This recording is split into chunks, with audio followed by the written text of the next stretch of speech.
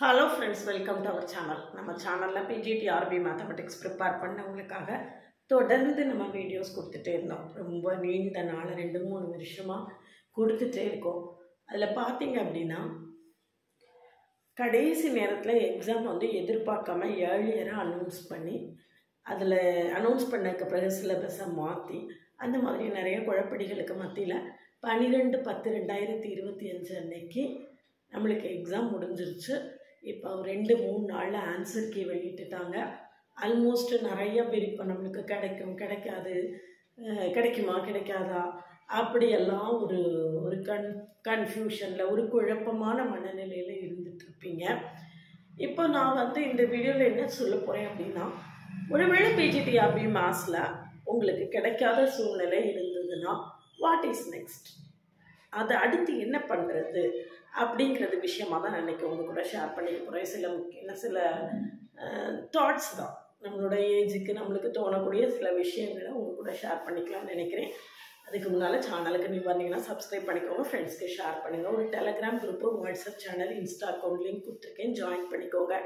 நம்மளுடைய அப்டேட்ஸ் எல்லாமே உங்களுக்கு உடனே கிடைக்கும். OVM ஆப்பை டவுன்லோட் பண்ணிக்கோங்க. அதில் previous year question, prescribe book எல்லாமே கொடுத்துருக்கேன், நீங்கள் ஃப்ரீயாக டவுன்லோட் பண்ணிக்கலாம். இதில் பார்த்தீங்க அப்படின்னா இன்னைக்கு PGTRB எக்ஸாம் எதிர்பார்த்ததை விட ஏர்லியராக வச்சுட்டாங்க. அதெல்லாம் ஒரு பக்கம் இருந்தால் கூட நம்ம எப்போ ப்ரிப்பரேஷன் ஆரம்பிச்சிருக்கணும் அப்படிங்கிறதையும் நம்ம யோசிக்கணும். நோட்டிஃபிகேஷன் வந்ததுக்கு பிறகு அடித்து பிறண்டு எழுந்திரிச்சு உட்காந்து ப்ரிப்பரேஷனை ஸ்டார்ட் பண்ணால் நிச்சயமாக அது சக்ஸஸ்ஃபுல்லாக இருக்கும் அப்படின்னு நான் சொல்ல மாட்டேன். ரேராக சில பேர் சக்ஸஸ் பண்ணுறாங்க, இல்லைன்னு நான் சொல்ல மாட்டேன், அதுவும் இருக்குது, இல்லைன்னு சொல்கிறதுக்கு இல்லை. ஆனாலும் கொஞ்சம் ஏர்லியராகவே ப்ரிப்ரேஷன் ஆரம்பிச்சிட்டு நம்ம நோட்டிஃபிகேஷன் வந்ததுக்கு பிறகு ஒரு கம்ப்ளீட் ரிவிஷன் பண்ணுற மாதிரி நம்ம பிளான் பண்ணால் நம்மளுக்கு ஒரு மன திருப்தி இருக்கும். நல்லா படித்தோம் அப்படின்ற ஒரு திருப்தியும் நம்மளுக்கு நிச்சயமாக கிடைக்கும். அதனால் அடுத்தடுத்து வரக்கூடிய எக்ஸாம்ஸ்க்கு அந்த மாதிரி பிளான் பண்ணுங்கள். First point. ரெண்டாவது பாயிண்ட், இப்போ மார்க் குறைஞ்சி போச்சு அப்படின்னு சொல்லி அப்படி மனசு உடைஞ்சு போக வேண்டாம், ஒரு பெரிய ஸ்ட்ரெஸ்ஸுக்குள்ளே போய் விட வேண்டாம். இதுதான் என்னோட ரெக்வஸ்ட்டு. அதுக்கு ஒரு சின்ன எக்ஸாம்பிள் மூலமாக உங்களுக்கு சொன்னால் புரியும் அப்படின்னு நினைக்கிறேன். அப்துல் கலாம் ஏரோநாட்டிக்கல் இன்ஜினியரிங் படிச்சுட்டு அவர் பைலட் ஆகணும் அப்படிங்கிறது தான் அவருடைய ஆசையாக, கனவாக இருந்திருக்கு. அதுக்காக ஒரு பைலட் இன்டர்வியூவில் போய் இன்டர்வியூ அட்டென்ட் பண்ணியிருக்காரு. அங்கே 10 பேரை செலக்ட் பண்ண போகிறாங்க. அப்துல் கலாம் 11வது ஆளாக இருக்கிறாரு. அந்த இன்டர்வியூவில் அவர் செலக்ட் ஆகலை, பைலட் இன்டர்வியூவில் அவர் செலக்ட் ஆகலை. 10 பேர் எடுக்கிறாங்க, இவர் 11வது ஆளாக இருக்கார். அதனால் அவருக்கு போஸ்டிங் கிடைக்கல. அதனால் அவர் மனசு தளர்ந்து போய் ஐயோ பைலட் ஆகணும்னு நினச்சோன்னே கிடைக்கலையே அப்படின்னு சொல்லிட்டு மனசு தளர்ந்து போய் இமாலயஸ்க்கு போகிறார், இமயமலைக்கு போகிறார். இமயமலையில் சுவாமி சித்பவானந்தர் அப்படின்னு பத்தமடை திருநெல்வேலி மாவட்டத்தில் பத்தமடைங்கிற கிராமத்திலேருந்து MBBS படித்த ஒரு டாக்டர் இமயமலையில் சன்னியாசம் வாங்கிட்டு சுவாமி ஆசிரமம் வச்சு நடத்திட்டு இருந்தார். அந்த இடத்துக்கு அப்துல் கலாம் போகிறார். அப்போ அப்துல் கலாம் தன்னுடைய மன வருத்தங்களை அந்த சுவாமிஜிட்ட பகிர்ந்துக்கிறாரு. எனக்கு நான் இப்படி பைலட் ஆகணும் அப்படின்னு நினச்சேன், எனக்கு கிடைக்கல அப்படின்னு சொல்லிட்டு ரொம்ப மனம் வருத்தப்பட்டு தன்னுடைய கஷ்டங்களை அவர்கிட்ட ஷேர் பண்ணுறாரு. அப்போ அந்த சுவாமிஜி அப்துல் கலாம்கிட்ட சொல்கிறாரு, இது கிடைக்கலன்னா இதை விட இன்னும் நல்லதாக கிடைக்க போகுதுன்னு அர்த்தம், இதுக்காக நீ வருத்தப்படாத அப்படின்னு சொல்லிட்டு. ஆழமாக சிந்திச்சு பாருங்கள், இந்த வார்த்தைக்கு பின்னால் எவ்வளவு ஆழமான கருத்து இருக்குன்னு. அதே தான் நானும் சொல்கிறேன். அன்னைக்கு அப்துல் கலாம் பைலட் ஆகியிருந்தார்னா நம்மளுக்கு ஒரு நல்ல அணு விஞ்ஞானி கிடைச்சிருக்க மாட்டார், நம்மளுக்கு ஒரு நல்ல பிரசிடென்ட் கிடைச்சிருக்க மாட்டார். அப்போது அவருக்கு அந்த பைலட் கிடைக்காம போனது நல்லது. அதனால தானே அவர் உலக புகழ் பெற்றார். ஒரு பைலட்டாக இருந்திருந்தார்னா அது பைலட் லோக்கல் லாங்குவேஜில் சொன்னால் ஒரு டிரைவர் இல்லையா, அதுக்கு 6 டிரைவருக்கு பதில் ஏரோப்ளேன் டிரைவர். அப்போது அப்படி இல்லாமல் அதை தாண்டி அவருக்கு கிடைக்கணும் அப்படின்னு ஒரு விதி இருந்ததுனால தான் இது கிடைக்காம போச்சு. அதே தான் நான் உங்களுக்கும் சொல்கிறேன். நீங்கள் நாளைக்கு ஒரு அணு விஞ்ஞானி ஆகலாம், நீங்களே நாளைக்கு ஒரு பிரசிடென்ட் ஆகலாம். அப்படியெல்லாம் இல்லை அப்படின்னு யாராவது உங்ககிட்ட சொல்லியிருக்காங்களா? அப்படியெல்லாம் கிடையாது. அதனால் ஒரு தோல்வி வந்துருச்சு, இப்போ எனக்கு கிடைக்கல அப்படின்னு துவண்டு போகக்கூடாது. இந்த தோல்வியிலேருந்து எழுந்திரிச்சு ஓட கற்றுக்கணும் அப்படின்னு தான் நான் சொல்ல வர்றேன். அதனால் கிடைக்கல அப்படிங்கிறதுக்காக மனம் வெறுப்படைய வேண்டாம். ஸ்ட்ரெஸ் ஆக வேண்டாம். வாட் இஸ் நெக்ஸ்ட் அப்படின்னு யோசிச்சா, இல்லை நாங்கள் ஃபஸ்ட்டு பாயிண்ட்டு கவர்மெண்ட் எக்ஸாம்ஸ் எழுதி கவர்மெண்ட் வேலைக்கு போகிறது மட்டும்தான் வாழ்க்கையுடைய இறுதி லட்சியம் கிடையாது. ட்ரை பண்ணுறது தப்பு கிடையாது, ட்ரை பண்ணுங்கள், நிச்சயமாக ட்ரை பண்ணுங்கள், தப்பு கிடையாது. அதுக்காக எனக்கு கவர்மெண்ட் வேலை கிடைக்கல அப்படின்னா முடிஞ்சு போச்சு வாழ்க்கை அப்படின்னு நினைக்க வேண்டாம். பிழைக்கிறதுக்கு 1000 வழிகள் இருக்குது, பல்லாயிரக்கணக்கான வழிகள் இருக்குது.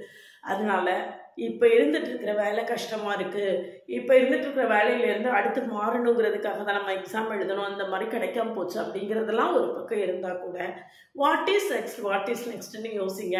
இல்லை நான் கவர்மெண்ட் எக்ஸாம்ஸ்க்கு தான் எழுத போகிறேன் அப்படின்னா அடுத்தடுத்து வரக்கூடிய எக்ஸாம்ஸை இப்போ தான் நோட்டிஃபிகேஷன் வந்த பிறகு தான் ப்ரிப்பேர் பண்ணுவேன் அப்படின்னு இல்லாமல் அந்த சிலபஸை பார்த்து ஒரு கம்ப்ளீட் ப்ரிப்ரேஷன் ரெடி பண்ணி வச்சுட்டு அதுக்கு பிறகு சைட் பை சைடாக உங்களுடைய ஒர்க்கையும் பார்த்துட்டு இருங்க. டெய்லி ரொட்டீனாக உங்களுடைய ஒர்க்கை பாருங்கள். ஒரு 2 hours இந்த காம்படிட்டிவ் எக்ஸாம் ப்ரிப்பேர் பண்ணுறதுக்காக ஒரு ஸ்பெண்ட் பண்ணிகிட்டே இருக்கு. அப்படி பண்ணிகிட்டே இருந்தீங்கன்னா நிச்சயமாக அதுக்கான பலன் கிடைக்கும்.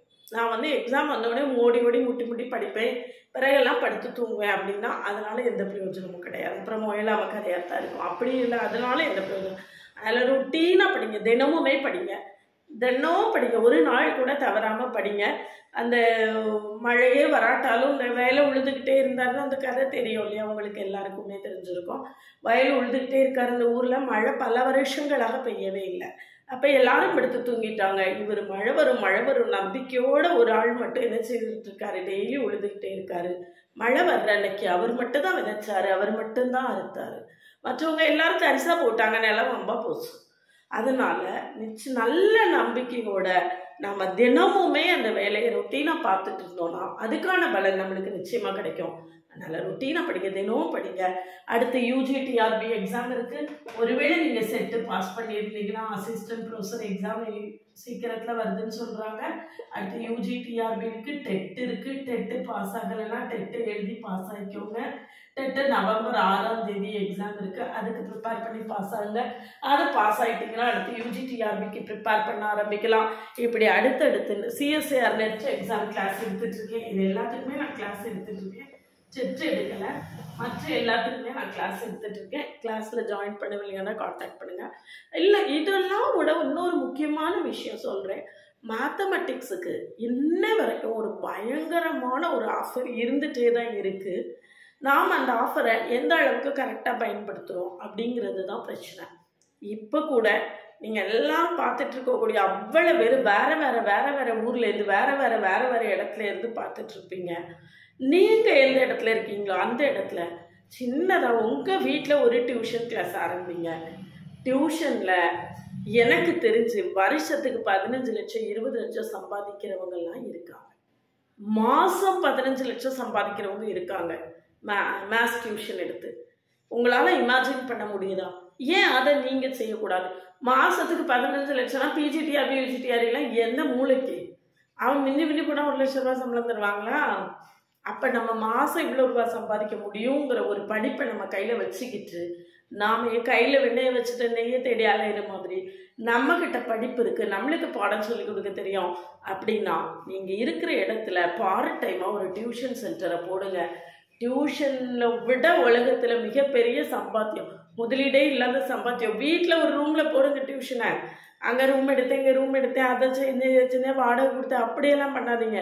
இனிஷியல் ஸ்டேஜில் வீட்டில் மெயின் ஹாலில் வச்சு டியூஷன் எடுங்க. அதில் கிடைக்கக்கூடிய சம்பாத்தியத்தை வச்சு அதுக்கப்புறம் நீங்கள் அதை டெவலப் பண்ணிக்கலாம். அந்த மாதிரி பழைக்கிறதுக்கு 1000 வழி இருக்குது. யோசிங்க. நிச்சயமாக இந்த தோல்வி முடிவு அல்ல, இன்னும் இருக்குது. இந்த தோல்வியில் என்ன கற்று ஒருவேளை நீங்கள் ஃபஸ்ட் டைம் ப்ரிப்பரேஷன் பண்ணியிருந்தீங்கன்னா டோன்ட் வரி. இந்த தடவை செலக்ட் ஆகிறவங்க பல பேர் second time third time select ஆகிறவங்க படித்து செகண்ட் டைம் தேர்ட் டைம் எழுதினவங்க தான். 4th டைம் 5th டைம் எழுதி கிடைக்காம இருந்தவங்கள கூட எனக்கு தெரியும். அதனால் இது முடிவு அல்ல, இது தொடக்கம் தான். இன்னும் ப்ரிப்பேர் பண்ணுங்கள். எனக்கு இதுதான் லட்சியம் அப்படின்னாலும் ஒன்றும் பிரச்சனை இல்லை. Side by side daily prepare பண்ணிகிட்டே இருங்க. மழை வராட்டாலும் உழுதுகிட்டே இருந்த மாதிரி தினமுமே ஒரு சர்டன் டைம் ப்ரிப்பேர் பண்ணிட்டே இருங்க. நான் திரும்ப சொல்லக்கூடியது அதுதான். எக்ஸாம் எப்போ வேணாலும் வரட்டும், படிக்கிறத படிச்சுட்டே இருங்க. படிக்கிறது ஒரு நாள் வீணாக போகாது. ஆனால் தினம் படிச்சுட்டே இருங்க. ஆல்மோஸ்ட் நம்மளுக்கு எல்லா எக்ஸாம்ஸும் இருக்கும் அதே அல்ஜிப்ரா, அதே அனாலிசிஸ், அதே ஓஆர், அதே காம்ப்ளெக்ஸ் அனாலிசிஸ், அதே ஓடி, அதே பிடிஇ தான். எதை படித்தா என்ன, படிச்சுட்டே இருக்கலாம், அதை பற்றி தப்பே கிடையாது. எந்த எக்ஸாம் இருக்கோ எழுதிட போகிறோம், அவ்வளோதான். அந்த மாதிரி தான். அதனால் கொஞ்சம் நல்ல ரெகுலராகவே ப்ரிப்பேர் பண்ணுங்கள். கிடைக்கல அப்படின்னு மன வருத்தப்படாதீங்க. அடுத்தடுத்து பல்வேறு வாய்ப்புகள் நம்மளுக்கு இருக்குது.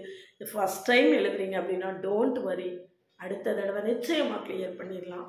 இல்லை செகண்ட் டைம் தேர்ட் டைம் எழுதியும் கிடைக்கலன்னா ஒன்றுமே பிரச்சனை இல்லை. நான் ஏற்கனவே சொன்ன மாதிரி உங்களுக்கு பிஜிடிஆர்பியை தாண்டி இதை விட ஒரு பெருசாக ஒரு கிஃப்ட் உங்களுக்கு காத்துக்கிட்டு இருக்கு. அதனால தான் இது கிடைக்கல அப்படிங்கிற நம்பிக்கையோட அடுத்த ஸ்டெப்புக்கு மூவ் ஆன் பண்ணுங்க. இந்த இதுக்கான எல்லா கோச்சிங்கில் டெட்டு தவிர மீதி எல்லாத்துக்குமே நம்மள்ட்ட ஆன்லைன் மோடில் கோச்சிங் இருக்குது. வேணுங்க காண்டாக்ட் பண்ணுங்கள். சேனலுக்கு நீங்கள் வந்தீங்கன்னா சப்ஸ்கிரைப் பண்ணிக்கோங்க, ஃப்ரெண்ட்ஸ்க்கு ஷேர் பண்ணுங்கள். ஒரு Telegram group, WhatsApp channel, Insta account link கொடுத்துருக்கேன், ஜாயின் பண்ணிக்கோங்க. OVM ஆப்பை டவுன்லோட் பண்ணிக்கோங்க. அதில் previous year question prescribed book எல்லாமே கொடுத்துருக்கேன், நீங்கள் ஃப்ரீயாக டவுன்லோட் பண்ணிக்கலாம்.